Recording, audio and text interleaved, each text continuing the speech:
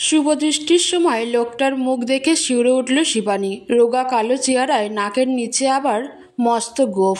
লোকটার নাকি 34-35 বছর বয়স। এর মানে শিবানীর থেকে 14-15 বছরের বড়। জুলজুলে চোখে লোকটা তাকিয়ে আছে। ভয়ে চোখ বন্ধ করে ফেলল সে। চারিদিকে ভিড়, আলো, ক্যামেরার ঝলকানি, চেঁচামেচি। ভিড়ের মধ্যে থেকেই কোনো রসিক দেওরের রসিকতা উড়ে এলো। চোখ বন্ধ কেন বৌদি? দাদাকে দেখে নাও ভালো করে, নাকি পছন্দ হয়নি? হাসির রোল পড়ল একটা। শিবানীর বুক ঠেলে কান্না উঠে আসতে চাইছে। প্রাণপণে সামলাচ্ছে নিজেকে। মামা যে ভেতর ভেতরে এভাবে ওকে দূরে করে দেবার মতলব এটা ছিল বুঝতেই পারেনি। হঠাৎ করেই বিয়েটা ঠিক করে ফেললেন কিচ্ছুটি জানতে না দিয়ে। মামার মনে এই মতলব আছে জানতে পারলে আগেই সাবধান হতো। কোথাকার কোন রঞ্জন নিয়োগীর সাথে বিয়েটা তাহলে হতো না। তাও শিবানী চেষ্টা করেছিল প্রতিরোধের। বিয়ের কথা শুনে মামাকে বলেছিল 10 দিন পরেই বিয়ে। কি বলছো মামা? আমি তো এখন বিয়ে করব না। করবি না মানে? সারা জীবন তোকে ঘাড়ে নিয়ে বসে থাকবো নাকি? বড় হয়ে উঠেছিস, সারাদিন একা একা থাকিস, কখন কোন বিপদ ঘটবে, তারপর সারা জীবন আমি অপরাধী হয়ে থাকবো। মামা শুকনো মুখে জানিয়েছিলেন। তার মুখের ওপরে আর কথা বলার সাহস ছিল না শিবানীর। মা মারা যাবার পর তার এই মাসতুতো ভাই নিজের কাছে নিয়ে এসেছিলেন শিবানীকে। 10 বছর বয়স থেকেই মামার কাছে আছে। মামা অটো চালান, সারাদিন ঘরের বাইরে থাকেন। হতেই পারে ভাগ্নিকে একা ঘরে রাখার ঝুঁকি আর নিতে চাইছেন না। শিবানীকে চুপ করে থাকতে দেখে মাথায় হাত রেখে নরম সুরে বলেছিলেন, ভয় পাচ্ছিস? এই মামার উপর ভরসা নেই? তোকে আমি জলে ভাসিয়ে দেব নাকি? মামাকে ছেড়ে চলে যাবার সময় খুব কাঁদল শিবানী। যতটা না মামার জন্য, তার চেয়েও বেশি জিতেনের জন্য। বেচারা জিতেন তো কিছুই জানে না। যখন জানবে শিবানীর বিয়ে হয়ে গেছে তখন কত কষ্ট পাবে সে কথা ভেবেই কান্না পাচ্ছিল। ভয়ে মামাকে জিতেনের কথা একদিনও বলতে পারেনি। মামা জিতেনকে দু চোখে দেখতে পারেন না। কোনো এক পার্টির দাদা হয়ে কাজ করে। মামা বলেন গুন্ডাগিরি করে। সেই দাদার দৌলতেই নাকি জিতেনের এত বাড়বাড়ন্ত অবস্থা। পাকা বাড়ি, 2খানা মোটর বাইক, বাজারে একটা স্টেশনারি দোকান। সে শিবানীকে ভালোবাসে খুব, কিন্তু মামার চোখে তো খারাপ ছেলে। 10 দিনের মধ্যেই বিয়ে। ঠিক সেই সময়েই জিতেন এখানে নেই। নিশ্চয়ই কোনো গোলমালের জোরে কোথাও গা ঢাকা দিয়ে আছে। হাজার চেষ্টা করেও জিতেনের সাথে যোগাযোগ করতে পারল না। বিয়েটাও আটকানো গেল না। ফুলশয্যার রাতে রঞ্জন নামের লোকটার কাছে এসে বসতেই আবার জিতেনের জন্য বুকটা হু হু করে উঠল। জিতেন যখন রংচঙের জামা গায়ে দিয়ে চুলগুলো পেছনে উল্টে আঁচড়ে রোদে চশমা চোখে দিয়ে বাইকে চেপে ছুটে চলে, তখন বাইকের পেছনে বসে ওর কোমর জড়িয়ে নিজেকে হিন্দি সিনেমার নায়িকার মতো ভাবতে কত সুখ ছিল। সব কিছু কেড়ে নিল ওই লোকটা। লোকটা ওকে কাছে টেনে নিয়ে আদর করতে যেতেই শিবানী ঠেলে দিয়ে সরিয়ে দিল। লোকটা মুখটা কেমন যেন করে বলল, আমাকে পছন্দ হয়নি তোমার, তাই না? আমার উচিত ছিল বিয়ের আগে একবার তোমার সঙ্গে কথা বলা, কিন্তু তোমার মামা কিছুতেই রাজি হলেন না। শিবানী উত্তর দিল না। লোকটাও চুপ করে বসে থেকে শুয়ে পড়ল একসময়। বেশ কিছুদিন কেটে গেলেও শিবানীর বুকের ভার কমল না। বারবার জিতেনের কথা মনে পড়ে কাঁদতে ইচ্ছে করে। লোকটার সামনে কাঁদতেও পারে না। এতদিনে শিবানী বুঝেছে লোকটা খুব কম কথা বলে, তবে শিবানীর খেয়াল রাখে খুব। চোখের দৃষ্টিতেই বোঝা যায়। বারবার শিবানীর মুখের ওপর চোখ ফেলে, কি যেন দেখে, তারপর বলে, কি গো, মন খারাপ? চলো বাইরে থেকে একটু ঘুরে আসি, দেখবে মন ভালো হয়ে যাবে। শিবানী জেদ দেখায়, যায় না। লোকটাও জোর করে না, চুপ করে থাকে। এক সকালে রঞ্জন বাড়ি থেকে বেরিয়ে রাস্তার মোড়ে অটোর লাইনে এসে দাঁড়ালো। অফিস যাওয়ার তাড়া রয়েছে। শিবানীর মামার অটোটা ধারে কাছে ছিল। জামাইকে দেখে শঙ্কর অটো থেকে নেমে কাছে এসে দাঁড়ালেন। কুণ্ঠিত ভঙ্গিতে বললেন, সব ঠিকঠাক আছে তো রঞ্জনবাবু? শিবানীর সংসার করছে মন দিয়ে? সব ঠিক আছে। আপনি আমাকে রঞ্জনবাবু বলে ডাকবেন না, রঞ্জন বলে ডাকুন, ভালো লাগবে। নিচু হয়ে মামা শ্বশুরের পা ছিল রঞ্জন। শঙ্কর হাসি মুখে তাকিয়ে রইলেন। ভারী ভালো ছেলেটা। প্রথম দেখেই মনে ধরেছিল ওকে। দীর্ঘদিন ধরে অটোতে কত রকম প্যাসেঞ্জার নিয়ে আসা যাওয়া করেছেন, কত রকমের লোক দেখেছেন। সেই অভিজ্ঞতায় তার মনে হয়েছিল রঞ্জন বেশ ভালো ছেলে। শিবানীকে নিয়ে বড় চিন্তায় পড়েছিলেন। পাড়ার মস্তান জিতেনের সঙ্গে জড়িয়ে নিজের সর্বনাশ করতে যাচ্ছিল। বোকা মেয়ে বুঝতেই পারেনি জিতেনের মতো ছেলেরা কখনো কাউকে ভালোবাসতেই পারে না। পাড়ার লোকের মুখে শুনেছিলেন শিবানীর কীর্তি, তাই ওকে কিছুটা না জানিয়ে বিয়েটা ঠিক করে ফেলেছিলেন, নইলে শিবানী পালিয়ে যেতে পারত ছোড়াটার সাথে। কিছুদিন বাদে জিতেন ফিরেছে অজ্ঞাতবাস থেকে, এসেই শুনেছে শিবানীর বিয়ে হয়ে গেছে। চোখ দপদপ করছিল ওর রাগে, এত সাহস বুড়োটার, লুকিয়ে বিয়ে দিয়ে দিয়েছে। কীরকম চালাক, টেরও পেতে দেয়নি কাউকে। শিবানীকে খুঁজে বের করবেই সে। তার শিবানী অন্য কারোর হয়ে যাবে আর সে দাঁড়িয়ে দাঁড়িয়ে দেখবে? সে হবে না। রাগে দাঁতে দাঁত ঘষে জিতেন। বিকেলের দিকে শিবানী চুপ করে শুয়েছিল বিছানায়। রঞ্জনের ফেরার সময় হয়ে এসেছে। হঠাৎ দরজায় কড়া নাড়ার আওয়াজ। উঠে গিয়ে দরজা খুলে দিয়েই কেঁপে উঠল। জিতেন দাঁড়িয়ে আছে সামনে, হাসছে। এতদিন বাদে জিতেনকে দেখতে পেয়ে শরীর কাঁপছিল শিবানীর। কোনো মতে বলল, তুমি এই বাসা খুঁজে পেলে কি করে? চোখ কান খোলা রাখলেই খুঁজে পাওয়া যায়। এখন বল, তুই কেমন আছিস? ওই শুটকো লোকটার কি কপাল বল, তোর মতো বউ পেয়ে গেছে। মুখ বিকৃত করলো জিতেন।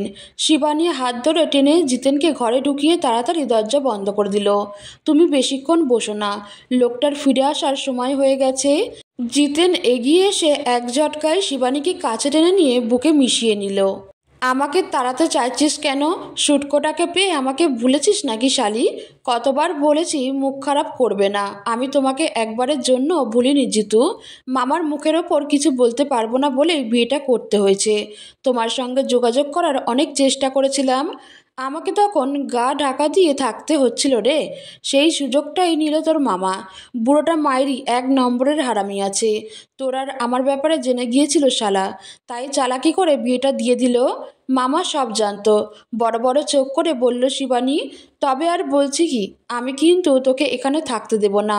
পালিয়ে যাব তোকে নিয়ে, যাবি তো? যাবই তো, এই দিনেরই তো অপেক্ষা করছিলাম। জিতেনের বুকে মাথা রাখল শিবানী। জিতেন খুশি হয়ে সশব্দে চুমো খেলো শিবানীর গালে। তবে এই কথাই রইল, আমি সব ঠিকঠাক করি, তারপর তোকে এখান থেকে নিয়ে যাব। শালা তোর মামা বুড়োটার নাকে জামা ঘষে দেবো একেবারে। এখন যাও, লোকটা এসে পড়বে। ধরা পড়ে গেলে সব প্ল্যান বানচাল হয়ে যাবে। বেরিয়ে গেল জিতেন। শিবানীর মন থেকে এতদিনের একটা ভার সরে গেছে এক লহমায়। নিজেকে খুব ফুরফুরে লাগছে। আর কটা দিনের অপেক্ষা, তারপর মুক্তি। কি আনন্দ! রঞ্জন ফিরল একটু পরে, হাতে একটা তেলে ভাজার ঠোঙা। শিবানীকে দেখে খুশি খুশি গলায় বলল, বেগুনি আর আলুর চপ নিয়ে এলাম, গরম গরম ভাজছিল। এবারে চা করি, একসাথে খাবো দুজনে। ঠোঙাটা রেখে বাথরুমে ঢুকলো রঞ্জন। শিবানীর এবার লোকটার জন্য খারাপ লাগছে একটু একটু। আর তো বেশি দিন এই লোকটার সাথে থাকবে না। লোকটা কিন্তু বড় ভালো ছিল, শিবানীকে কখনো কষ্ট দেয়নি, বরং শিবানী লোকটাকে কষ্ট দিয়েছে। এই সংসারের কোনো কাজই সে করে না, ইচ্ছে করেই করে না। কি দায় পড়েছে এখানে খেটে মরার? অন্যদিন অফিস থেকে ফিরে লোকটাই চা করে, কিন্তু আজ কেন যেন মায়া করছে। লোকটা বাথরুমে আছে, সেই সুযোগে শিবানী রান্নাঘরে ঢুকে চায়ের জল চাপালো। বাটিতে মুড়ি ঢেলে নিয়ে সর্ষের তেল, পেঁয়াজ, কাঁচা লঙ্কা দিয়ে মাখলো। তারপর থালায় তেলে ভাজাগুলো ঢেলে টেবিলের ওপর রেখে লোকটার অপেক্ষা করতে লাগলো। রঞ্জন বাথরুম থেকে বেরিয়ে অবাক। তুমি চা বানিয়ে ফেলেছো? আবার মুড়িও মেখেছো? হ্যাঁ, এসো খেয়ে নাও। এত খুশি হয়েছে লোকটা, ভেতরের খুশি চেপে রাখতে পারছে না। মাঝে মাঝেই শিবানীর দিকে তাকিয়ে বোকার মতো হেসে ফেলছে। লোকটা সত্যিই বোকা। শিবানী হঠাৎ করে রঞ্জনের যত্ন করতে শুরু করেছে। সবটাই যেন স্বপ্নের মতো। রঞ্জনের খুশি আর ধরে না। মাঝে মাঝেই চোখে জল চলে আসে। শিবানী দেখে ফেলবে এই ভয়ে তাড়াতাড়ি জামার হাতায় চোখ মুছে নেয়। জীবনে ভালোবাসা খুব কমই পেয়েছে। অবহেলা, লাঞ্ছনা সঙ্গে করেই বড় হয়ে উঠেছে। সামান্য আদর যত্নেই চোখে জল চলে আসে। আজকাল প্রায়ই শিবানীকে নিয়ে এখানে ওখানে ঘুরতে যায় রঞ্জন। শিবানীও আপত্তি করে না, হেসে হেসে গল্পও করে। নিজেকে বড় সৌভাগ্যবান মনে হয় তখন। এক সকালে অফিসে বেরোনোর আগে রঞ্জন শিবানীকে বলে গেল, অফিস থেকে ফিরে তোমাকে নিয়ে সিনেমা দেখতে যাব, রেডি হয়ে থেকো। আলমারিতে একটা নীল রঙের প্যাকেটে আমার ইস্ত্রি করা জামা রাখা আছে, বের করে রেখো, ওটা পরেই যাব। ঘাড় নাড়ল শিবানী। মাঝে মাঝেই গলার কাছে একটা কষ্ট ডেলা পাকিয়ে ওঠে। এত ভালো মানুষটাকে ঠকিয়ে কি ঠিক কাজ করছে? লোকটা বড্ড দুঃখী। কথায় কথায় একদিন শিবানী বলেছিল, ছোট্টবেলায় আমার মা মারা যান শিবানী। বাবা আরেকটা বিয়ে করেন, সেই নতুন মা আমাকে দু চোখে দেখতে পারতো না। গালিগালাজ, মারধর এসবে অভ্যস্ত হয়ে গেছিলাম। প্রায়ই খেতেও দিত না। বাবা সব জেনেও চুপ করে থাকতো। কত রাতে মায়ের কথা ভেবে কান্নায় ভিজে যেত বালিশ। কেউ আমার কষ্টের খবর রাখতো না। এত অবহেলায় ভালো করে পড়াশোনাও করতে পারিনি। অনেক কষ্টে চাকরিটা জোগাড় করেছিলাম, তারপরেই বেরিয়ে এসেছিলাম সেই নরক থেকে। ভালোবাসা, আদর, যত্ন কি জানতামই না। তুমি আসার আগে শিবানীর বুকটা টনটন করছিল। বেচারা জানেও না শিবানী থাকবে না আর বেশি দিন। রঞ্জন বেরিয়ে যাবার পর চুপচাপ ঘরের কাজগুলো সারছিল শিবানী। তখনই দরজায় কড়া নাড়ার আওয়াজ। দরজা খুলে দিতেই জিতেন ঘরে ঢুকলো। সব কিছু ঠিক করে ফেলেছি, আজই রাত্রের ট্রেনে জলপাইগুড়ি পালাবো। কিছুদিন ওখানেই থাকবো, হানিমুনও হয়ে যাবে। বিশ্রী হাসলো জিতেন। সেই হাসিতে কেন যেন শিউরে উঠল শিবানী। আজই চলে যেতে হবে। রেডি হয়ে থাকিস, ঠিক 5:30টায় তোকে নিয়ে যাব। ঘাড় নাড়ল শিবানী। কেন যে মন সায় দিচ্ছে না। জিতেন বেরিয়ে যেতে লোকটার পছন্দের খাবার রান্না করে চাপা দিয়ে রাখলো শিবানী। এরপর তো আবার হাত পুড়িয়ে খেতে হবে লোকটাকে। বড্ড কষ্ট হচ্ছিল ওর। রান্না শেষ করে ব্যাগ গুছাতে বসলো শিবানী। নিজের পোশাকগুলো বের করার সময় আলমারি থেকে একটা প্যাকেট নিচে পড়ে গেল। নীল রঙের প্যাকেটটার ভেতর থেকে একটা সুন্দর ড্রেস উঁকি মারছে। কৌতূহলী হয়ে প্যাকেটটা তুলে নিল। ভেতরে একটা কাগজ দেখা যাচ্ছে।